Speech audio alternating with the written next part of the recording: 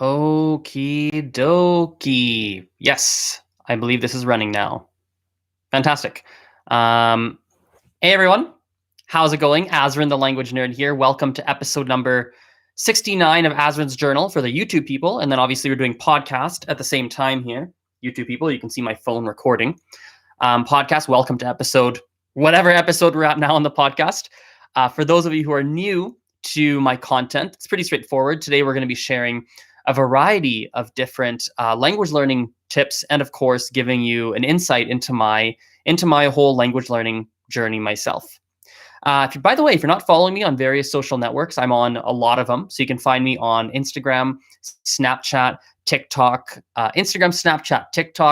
YouTube, podcast, which is the language learning show, obviously, Facebook, and Twitter. All the usernames are the same, so it's at Polyglot Azren, and welcome to this new episode here. Things are starting off a bit clunkier than usual, I must admit, for YouTube and the podcast. Every time I record both at the same time, which doesn't happen often, but sometimes it does, it definitely feels a bit clunkier, a bit more awkward, because I'm not used to doing both at the same time. And I'll be honest with everybody, when I record the podcast versus when I record a YouTube video, my mindset is ever so slightly different. And so when I'm recording kind of both at the same time, my mind definitely goes into a different zone, and I'm trying to figure out, how am I supposed to talk here? How do I deliver this best? And what version of Azren, what kind of speech cadences do I have, etc. Anyone who's a content creator could probably relate to that, because you have a different mindset when you make content on different platforms. But today I'm a bit short on time, and I wanted to make content for both the podcast and for YouTube, and so here we are. And I want to talk about a fascinating topic here. And the topic is forgetting a foreign language. Now, if you're watching this video or you're listening to this podcast right now, if you're doing that, you probably, if not certainly, have some sort of interest in learning another language. That's most likely how you stumbled across this, most likely how you came across this. And the reality is, if you're trying to learn other languages, especially if you're trying to learn more than one language, there's going to be portions of time where you're not super focused on one or multiple languages. So, for example, I speak French, Spanish, English, Mandarin, French, Spanish, English, Mandarin, and Gujarati. So I speak 5 languages. And right now, while I use my French and I use my Spanish on a regular basis, I haven't actively worked on those languages in quite a number of years. And so I was thinking about this a couple of days back, that in those 2 languages, I've actually noticed my level starting to slide ever so slightly. Now, the average person, the average native speaker, the average language learner, most people I would ever talk to, it's not something you would notice. You would be like, no, Azren, you speak so fluently, you seem so comfortable, you are so fluent, because I still am very fluent. But I feel it. I feel my level has ever so slightly declined. There are certain words I don't know anymore that I used to remember, or I forget things a little bit more than I used to, or I feel slightly more awkward speaking than I used to. And the reasoning is that I'm not actively challenging myself in those 2 languages, and I haven't done so in a while. And I think that's the big punchline here.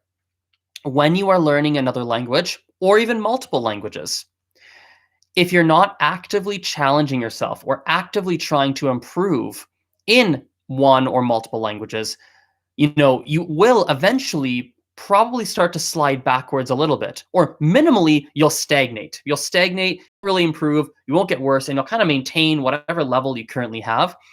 And that's just a reality. I think for me, it tends to be I stagnate, but I'm actually slowly, 0.1% per day getting worse, slowly.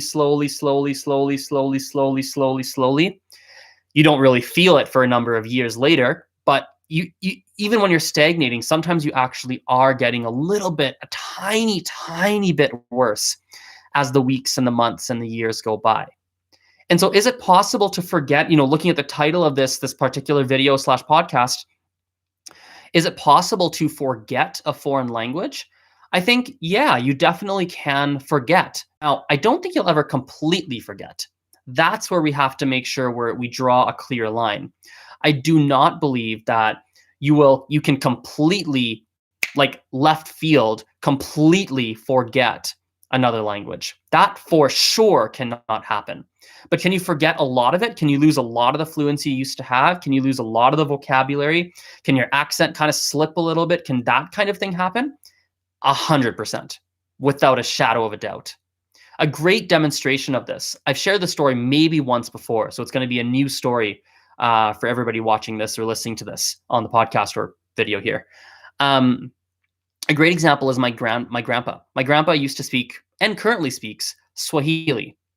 He used to live in East Africa, and he lived there for quite a number of years. Actually, fun fact: my mom's side of the family, basically all of them, if not most of them, if not all of them, were raised or born or lived in East Africa, and so many of them, especially the older generations, they speak, or they used to speak, Swahili. So my grandpa used to speak it very, very comfortably. Now, my grandparents left Uganda in 1972, and that's when they came to Canada. And ever since they came to Canada, they have not done anything to practice or maintain or improve upon the Swahili that they know. And in 2011, end of 2011, end of 2011, we went to Uganda as a family. Uganda is where my family's from. And my grandpa would find people that spoke Swahili to practice and see if he remembered. And it was funny because he had clearly forgotten a lot. He was super duper rusty. He was very rusty in Swahili. He was not as strong as he once was in the language. That being said, he had not forgotten, and every day he would remember more and more and more. And he would often say things like, "Man, it's crazy how much you forget, but it's crazy how quickly I'm able to pick it up again and how quickly I'm able to remember." And I think this is a good point for everybody to take home, is that while you can lose a certain amount of fluency or quote unquote forget a certain amount of whatever language or languages, it's also reasonably easy to pick it back up again, even if you haven't touched it in a number of months or years. And so it's something that's important to realize. Now, changing gears a little bit, why don't we talk? I have a couple more minutes before I absolutely have to cut this piece of content, cut this video, cut this podcast, and move on to something else in my day. But we have a few minutes, so we can switch topics a little bit. First of all, just for the YouTube people, not the podcast, if you look behind me, check out all this Harry Potter stuff. I've been sitting here for a while when I record my content. I've been sitting kind of in this spot, but normally my camera is angled a bit the other way, so you can't see it. But today you can see this Harry Potter Lego. You can see up here a sorting hat. These are some Harry Potter books. We have some more Harry Potter books here. We have on this side a Harry Potter right there, a Harry Potter blanket right there. We have a lot of Harry Potter stuff in my house. Now, changing gears a little bit and staying on a similar topic of the language topic we talked about a moment ago, but going slightly different. When it comes to feeling more comfortable in a foreign language, there's a little bit of a pattern that I've noticed. I think if you try, and this is the first time I've tried to express this, I'm going to try my best to say it clearly, but if it doesn't come across clearly, maybe I'll make a follow-up piece of content another day to try and clarify, but I'll try my best today. I think there's a trick where we can actually kind of trick the mind into going into a little bit of a loop and creating a pattern. So what I mean by this is, I'll give you some examples. That's probably the best way to demonstrate this. I have a student of mine, a private student. She's learning French and has been learning for about a year and a bit now, roughly a year and a bit. And we have been watching a reasonably simple series of French videos on YouTube as a part of our classes. And we've been doing this. And the videos are reasonably simple. They're slow. They kind of follow a same pattern in each video. And by watching, 1, 2, 3, 4, 5 of these short videos per lesson, by the time you get to video number 3, her brain has gotten into a bit of a pattern of how the videos work. She's like, okay, I'm getting in the groove of this. Your brain starts to get used to the pattern. And something about getting used to a pattern seems to accelerate learning. it seems to really help the brain learn for some reason. I can't quite figure out what it is. You start to feel comfortable with that pattern, which therefore means you start to feel more comfortable with the language as a whole. I think my hypothesis is that this happens because when we're studying another foreign language, we're so used to going into the language and struggling most of the time, unless we're super advanced or something. When we go learn another language and we try to improve or practice or whatever it is, we struggle. There's a little bit of mental struggle that happens. It's never just easy. It's rarely just easy, I suppose, rarely. And so what happens is that when you go into a piece of content or a series of content, right, a content series, and maybe initially it was a bit challenging, but then your brain figures it out and gets the pattern, and it starts to watch these videos or listen to these audios or engage in a certain type of task that has that pattern. You start to feel comfortable. You're like, oh, I get this. Oh, I get that. Oh, I understood that. Oh, I understood that. And it creates a positive reinforcement in your mind, which therefore creates a little bit more confidence in that, makes you feel a little bit more confident in that language. I also can relate to this a little bit. So, for example, there's this game show. When I first went to France when I was 15 years old, so 12, 13, almost 13 years ago now, when I went there and I lived with the family, we had this routine. Every day we'd sit down, and at one of our meal times, we used to watch this French game show.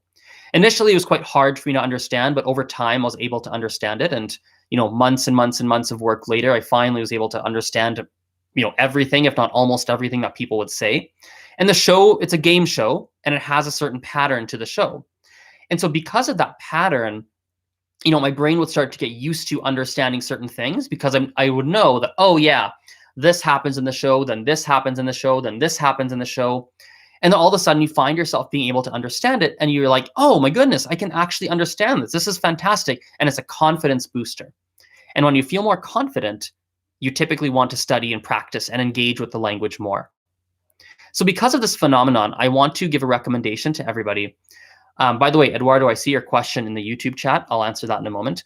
I want to give a recommendation to everybody that when you're learning another language, you have to have a balance of things that are very challenging and that are pushing you, where you're learning new words, you're learning new vocabulary, you're practicing your speaking, it's really mentally taxing and you're working at it.